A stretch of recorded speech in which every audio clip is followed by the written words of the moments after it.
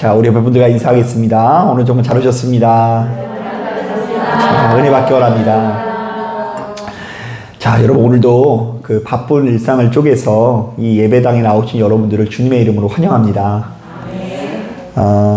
예배를 꾸준히 나온다라는 것은 참 행복한 일입니다. 그 한두 번 이렇게 드리는 것이 이렇게 잘 표시는 안 나지만 그 보슬비에 옷 젖는다는 말 아세요? 예, 그래가지고 이제 말씀도요, 이게 매일같이 꾸준히 들으면 그 말씀을 통해서 우리 인생이 조금씩 다른 경로로 가게 돼 있습니다. 그 아무쪼록 하나님께서 허락하시는 신령한 은혜를 누리시고 생명을 누리시는 저와 여러분들 되기를 주님의 이름으로 축복합니다. 자, 우리들에게 생소할 수는 있으나 그 신실한 이스라엘 백성들에게는 이 땅에 하나님의 공의가 이루어지는 것이 그 무엇보다 중요한 기도 제목이었습니다. 특히 이 구약 성경에 나오는 예언자들의 기도를 보면요, 바로 이 같은 정서를 잘 알 수 있는데요. 자, 예를 들면 우리가 하박국서라는 말씀을 묵상해 보면 그 하박국 선지자의 기도가 매우 독특하게 느껴져요. 자, 하박국이 어떻게 기도합니까? 자, 먼저 하나님께 이렇게 기도합니다. 남유다 왕국이 이렇게 썩었는데 왜 심판을 안 하십니까? 자, 그러니까 남유다 왕국이 너무 악하니까 그들에게 뭘 내려달라고요? 심판을 내려달라고 기도해요.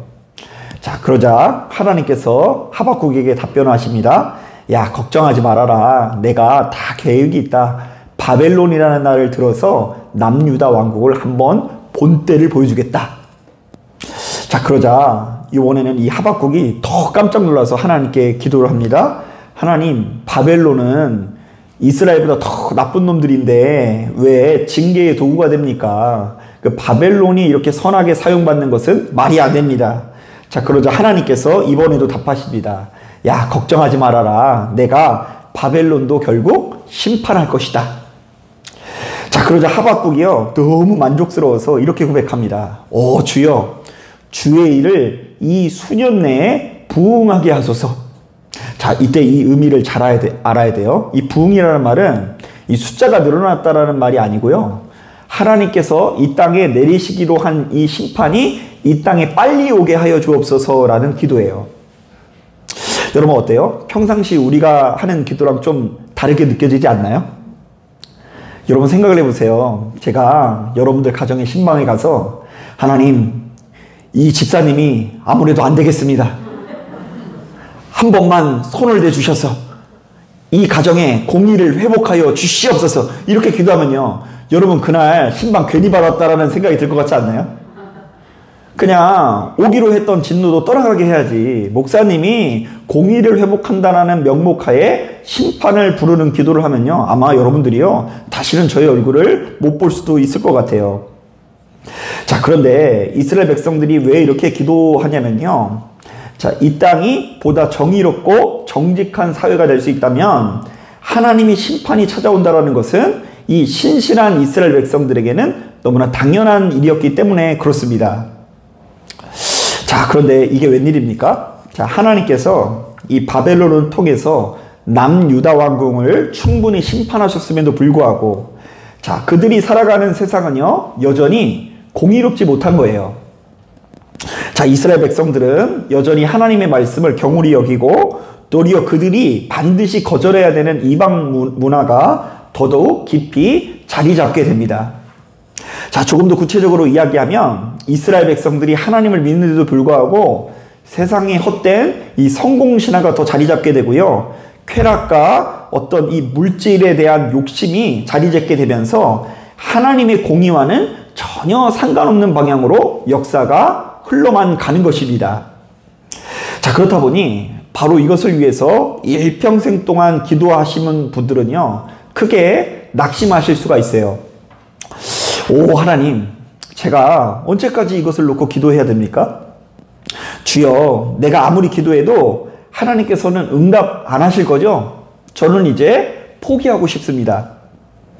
실제로 우리가 이렇게 거창한 기도는 아니더라도요, 우리 주변을 보면요, 자신의 교회와 직장과 가정을 위해서 기도하다가 바로 이 같은 괴로움을 겪는 분들이 참 많이 있거든요. 자, 특히 우리가 누군가를 전도하기 위해서 이런저런 노력을 다 하고 정말 전심을 다해서 기도함에도 불구하고 좀처럼 응답이 없을 때 우리는 크게 낙심하기 마련입니다. 자, 문득 이 말씀을 준비하다가 제가 언젠가 언급을 드렸던 한 80대 권사님 얼굴이 생각나는데요. 자, 이분도요, 이 처음 구원을 받은 이후로 일평생 동안 남편의 구원받는 문제를 놓고 기도를 하셨다고 하거든요. 자, 그런데 벌써 나이가 몇 살이 됐다고요? 예, 80대가 됐는데, 이놈의 영감탱이가 얼마나 쇄심줄인지 아직도 안 나온대요. 자, 그러면서, 너무 낙심하고 속상한 마음이 몰려온다는 이야기를 들은 적이 있어요. 자, 그런데 우리 주님께서는 오늘 본문에 나오는 이 비유를 통해서 예수 믿는 우리들이 눈앞에 보여지는 절망적인 상황에도 낙심하지 말고 끝까지 기도해야 되는 이유들을 소개하고 계신데요. 자, 이른바 불의한 재판관과 과부의 비유를 우리에게 전하고 계십니다. 자, 한번 따라해 볼까요? 불의한 재판관과 과부의 비유. 자, 바로 이 내용을 요약하자면 이렇습니다. 자, 어떤 도시에 하나님을 두려워하지 않고 사람을 무시하는 재판관이 있었다고 합니다. 자, 어때요? 이 재판관 진짜 별로죠? 최악의 재판관이에요. 자, 하나님도 없고 사람도 없고 아주 형편없는 재판관이라고 이 성경이 묘사합니다. 자, 그런데 그 재판장이 관장하는 도시에 한 과부가 있었는데요. 이 과부가 어찌나 지독한지 모릅니다. 사실 사회적으로 볼 때 가장 힘없는 여인인데도 이 재판장에게 찾아가서 자신의 원한을 풀어달라고 거듭해서 요구하는 것입니다. 자, 오늘날로 따지면 수시로 민원을 제기한 거예요. 자, 그랬더니 이 최악의 재판관이 그럼에도 불구하고 질렸나 봐요. 자, 자신이 그 요청을 들어주지 않으면 또다시 찾아올까봐 자신을 귀찮게 할 것 같다라는 이 생각에 이 과부의 요청을 들어주게 됩니다. 자, 그런데 주님께서는 바로 이 비유를 통해서 진짜 하시고 싶은 얘기가 이거예요. 우리 다 같이 6절부터 8절 말씀 같이 한번 읽어볼게요. 시작. 주께서 또 이르시되 불의한 재판장이 말한 것을 들으라. 하물며 하나님께서 그 밤낮 부르짖는 택하신 자들의 원한을 풀어주지 아니하시겠느냐? 그들에게 오래 참으시겠느냐? 내가 너희에게 이르노니 속히 그 원한을 풀어주시리라. 됐어요. 자, 비록 불의하고 못난 재판관일지라도 수시로 민원을 걸어오는 과부로 인해서 그 부탁을 들어준다, 안 들어준다? 자, 들어주는데 하물며 우리 하나님께서도 자신에게 찾아와 애원하는 성도들의 기도를 외면하시겠냐는 것입니다.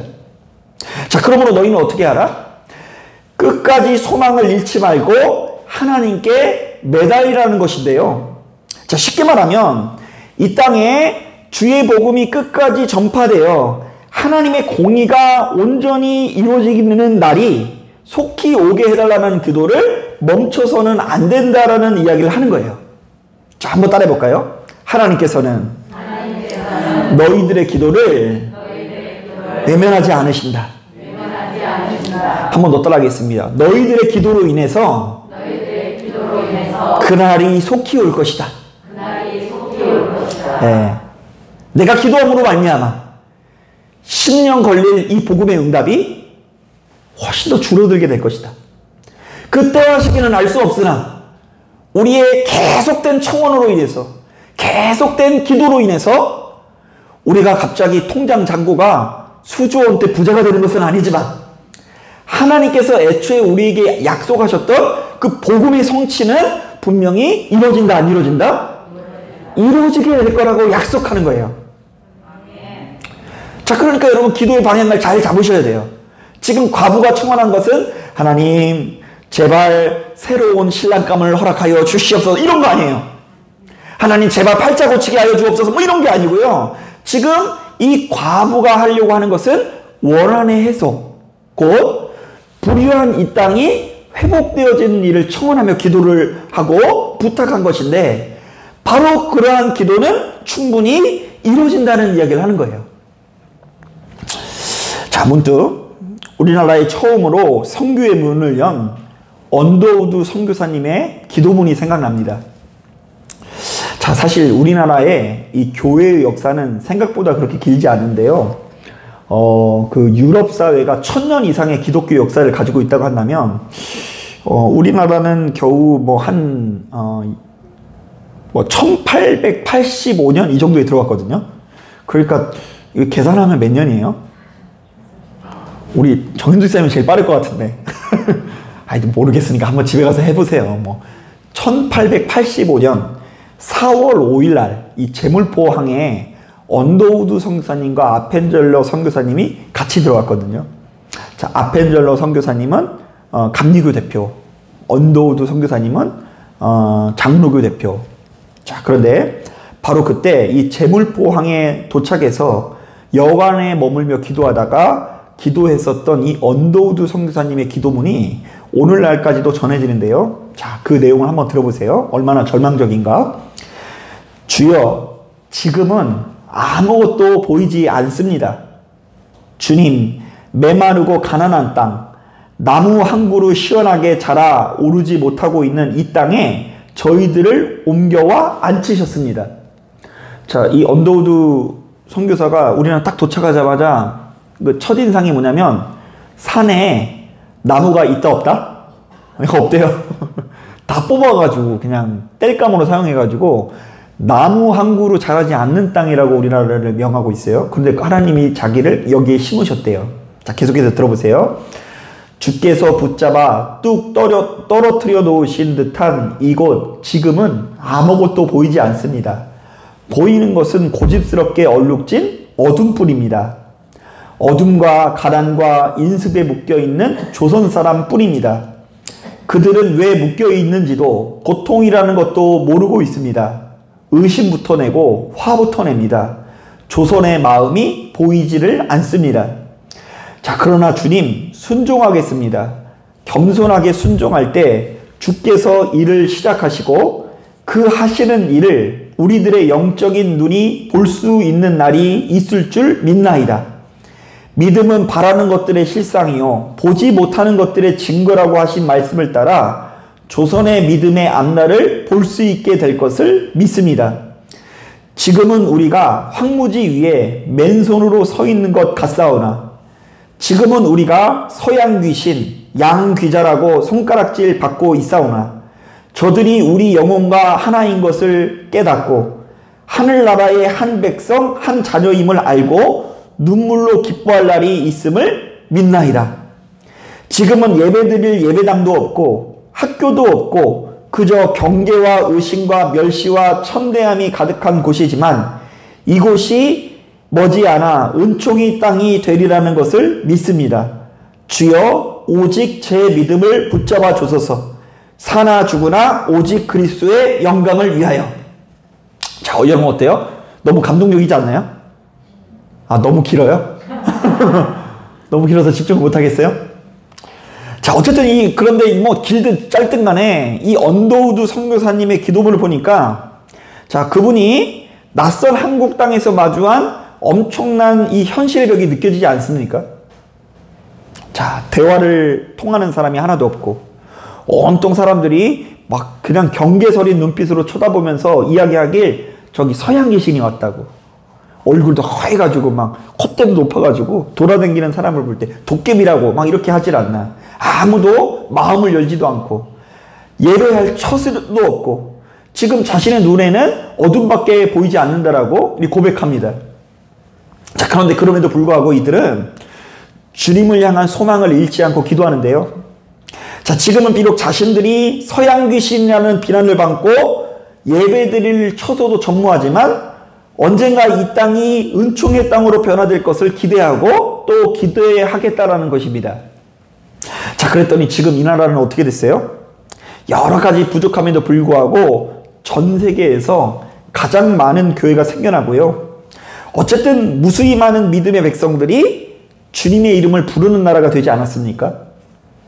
자, 아마도 이 기도를 했던 언더우드 선교사님이 기대했던 것 이상으로 생겼을 거예요. 소문에 의하면요, 우리나라의 교회가 얼마나 많은지 편의점보다 더 많은 게 교회라고 그러더라고요. 자, 사랑하는 여러분, 오늘날 이 시대를 살아가는 우리들은 바로 이러한 믿음을 가져야 하는데요. 하나님께서는 우리의 기도를 외면하지 않고 반드시 응답하신다라는 믿음입니다.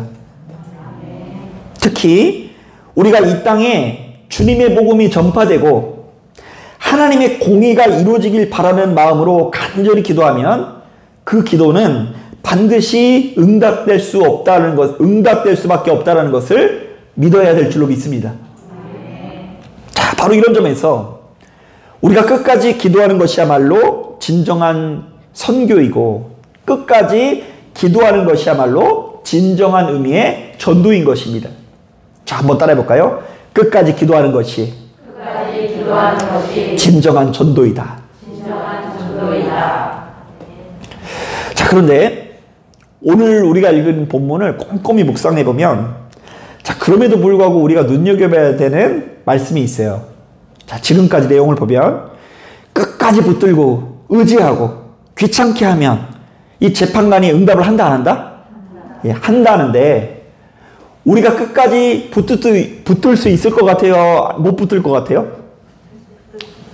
우리가 끝까지 붙든다 못 붙든다? 예, 못 붙는 경우가 많대요. 자, 그게 어디 나오는지 한번 볼게요. 우리 8절 말씀 같이 한번 읽어볼게요. 시작. 내가 너희에게 이르노니 속히 그 원한을 풀어주시리라. 그러나 인자가 올 때에 세상에서 믿음을 보겠느냐 하시니라. 자, 많은 사람들에게 숨겨져 있는데요. 자, 인자가 온다라는 것은 이제 마지막 때를 의미하는 마지막 때. 주님께서 다시 오셨을 때. 자, 주님께서 다시 오셨을 때 끝까지 믿음을 가지고 기도하는 사람이 있겠느냐? 너희들이 끝까지 매달려 기도하기만 하면 너희들이 간구하며 기도하는 모든 기도의 제목들이 이루어질 텐데 내가 왔을 때 아마도 끝까지 기도하는 사람이 그렇게 많지는 않을 것이다. 여러분, 가만히 보면요, 우리들은요 참 포기가 빨라요. 어떤 말을 하면서 포기하는 거가 빠른 줄 아세요? 하나님 앞에 맡긴다라는 명목하에 포기하는 거 되게 잘하는 것 같아요. 누군가를 구원하기 원합니다 이러면서 하나님 그가 회복되게 인도하여 주시옵소서, 예배의 문이 열리게 인도하여 주옵소서 작정하며 기도합니다. 작정해서 며칠 기도해요? 3일 기도하면 많이 하는 거죠. 자, 그런데 3일 하다가 포기하고 또 3일 하다 포기하고 그렇게 10번 하면 그래도 30번이잖아요. 그죠? 한 달 정도 기도했어요. 자, 그런데 그렇게 해도 안 되면은요, 에휴, 이제 하나님 그러시든 저놈의 인간이 나오든지 말든지 그냥 주님께 어떻게 한다고요? 바뀝니다. 이 말은요, 이제 나는 할 만큼 했으니 하나님께서 구워 먹든지 삶아 먹든지 알아서 하십시오. 나는 포기했으니까 이런 의미예요. 자, 그러나 바로 그렇기 때문에 우리에게 응답이 오지 않는 것뿐이지, 우리가 끝까지 포기하지 않고 복음의 씨앗을 뿌리면 반드시 그 씨앗이 열매를 맺게 될 거라고 말씀하시는 것입니다. 자, 이런 점에서 지난 토요일에 우리 성도님들과 함께 나눈 말씀이 생각이 나는데요. 자, 예레미야 5장을 보면 하나님께서 이스라엘 백성들을 심판하실 수밖에 없는 이유들을 거듭해서 말씀하시는데요. 자, 이런저런 이유들이 있으나 그 핵심은 예레미야 5장 1절에 나와 있어요. 자, 제가 한번 읽어볼게요. 너희는 예루살렘 거리로 빨리 다니며 그 넓은 거리에서 찾아보고 알라. 너희가 만일 정의를 행하며 진리를 구하는 자를 한 사람이라도 찾으면 내가 이 성읍을 용서하리라. 한번 따라해 볼까요? 진리를 구하는 자를 한 사람이라도 찾으면 내가 이 성읍을 용서하리라. 네. 만약 너희 중에 정의를 행하며 진리를 구하는 자를 몇 사람이라도 찾으면요? 한 사람이라도 찾으면 용서하시겠다고 하시는데, 안타깝게도 이스라엘 백성 중에서는 절대로 하나님의 정의와 진리를 포기하지 않고 끝까지 구하는 사람 몇 사람이 없어서 한 사람이 없어서 팽망할 수 없다고 말씀하시는 거예요. 자, 저는 바로 이 말씀을 묵상하면서 목사로서 굉장히 중요한 깨달음을 얻습니다. 자, 교회의 이 흥망성쇠는요, 철저히 한 영혼에게 있다는 것을 다시 한번 새기는데요. 자, 우리의 모임 중에 정말로 끝까지 포기하지 않고 주님의 이름을 끝까지 부르는 영혼이 한 영혼이 있으면 이 교회가 생명을 누리고요. 자, 그렇지 않을 경우에는 이 교회가 제대로 된 기능을 발휘할 수 없는 것입니다. 자, 그래서 저도 역시 바로 이 말씀을 발견한 이후로 이렇게 기도하곤 해요. 하나님, 저야말로 마지막까지 하나님의 정의를 행하며 진리를 구하는 몇 영혼? 한 영혼이 될 수 있도록 인도하여 주옵소서. 자, 많은 사람들이 눈에 보여지는 것에 의해서 지배받는 경우가 많이 있습니다. 자, 건물이 아름답고 호화롭다든지 음악이 아름답다든지, 자, 무수히 많은 사람들이 모이면 바로 그 교회를 능력 있게 여기고요. 정말로 쌈박한 프로그램이라든지 행사가 있으면 바로 그 교회를 능력 있는 교회로 여기곤 합니다. 하지만 우리들의 이런 시선과는 달리 교회가 무너지는 것은 호화로운 건물이 부족하다거나 쌈박한 행사나 프로그램이 없어서가 아닙니다. 자, 바로 이 모임 가운데 하나님께서 찾으시는 한 영혼이 보이지 않는 것이야말로 가장 큰 재앙인 것입니다. 자, 그런데 이것은요, 교회뿐만 아니라 내가 다니고 있는 직장에도 마찬가지고요. 특히 우리 가정에도 마찬가지예요. 한번 따라해 보겠습니다. 우리 가정에도 한 영혼이 있어야 한다. 한 영혼이 있어야 한다. 그래서 식구들이 아무리 많아도 참고 인내하는 사람 한 영혼이 없으면 이미 무너진 거예요, 그 가정은. 끝까지 사랑을 베풀고 기도하는 몇 영혼? 네, 한 영혼이 있어야 그 사람이 기둥뿌리가 되어서 그 가정이 버티고 버티면서 흘러가더라고요. 여러분, 오늘날 이 시대를 살아가는 우리들이 전능하신 하나님 앞에서 어떤 성도로 서야 할까? 오늘날에도 크게 다르지 않습니다. 본문에 나오는 과부처럼 우리의 재판관 되시는 하나님께 찾아가서 수시로 기도의 청원을 할 수 있는 성도가 되어야 합니다. 내가 이렇게 기도할 때에 하나님께서 반드시 응답하실 것이다. 특히 내가 기도하는 그 한 영혼은 하나님께서 더욱더 돌아오길 원하시는 한 영혼이다. 내가 그 사람을 사랑하는 것보다 하나님께서 그 사람을 사랑하는 것이 너무 크다. 자, 그래서 내 눈에 큰 열매 안 보일지라도 그런 하나님의 성품과 은혜를 신뢰하면서 우리는 심고 또 심는 사람이 되어야 해요. 아멘. 그래서 오늘도 사실 저 그런 마음으로 왔거든요. 때때로 말씀을 전하는 게요, 이렇게 느껴질 때가 있어요. 말씀 시작했다, 말씀 끝났다. 돌아가신 여러분들에게, 여러분 오늘 예배 가운데 은혜 많이 받으셨습니까? 너무 받으셨습니다. 어떤 은혜를 받으셨습니까? 모르겠지만 좌우지간 은혜를 많이 받으셨습니다. 그 콩나물 그 시루라고 해야 되나요?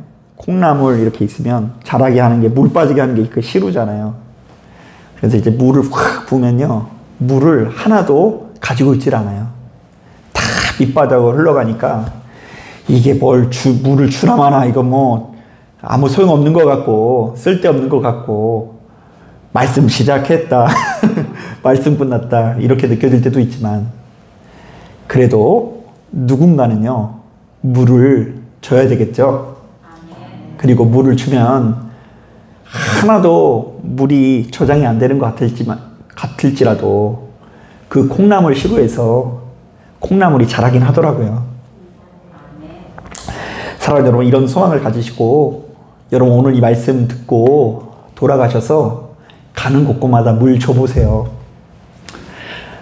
내 마음에 안 드는 사람, 내 뜻대로 안 따라와 주는 사람, 악해도 너무 악한 사람 함부로 포기하지 마시고 하나님께서 나를 포기하지 않으셨듯이 나도 그를 포기하지 않으면서 끝까지 물을 주실 수 있는 저와 여러분들 되기를 주님의 이름으로 축복합니다.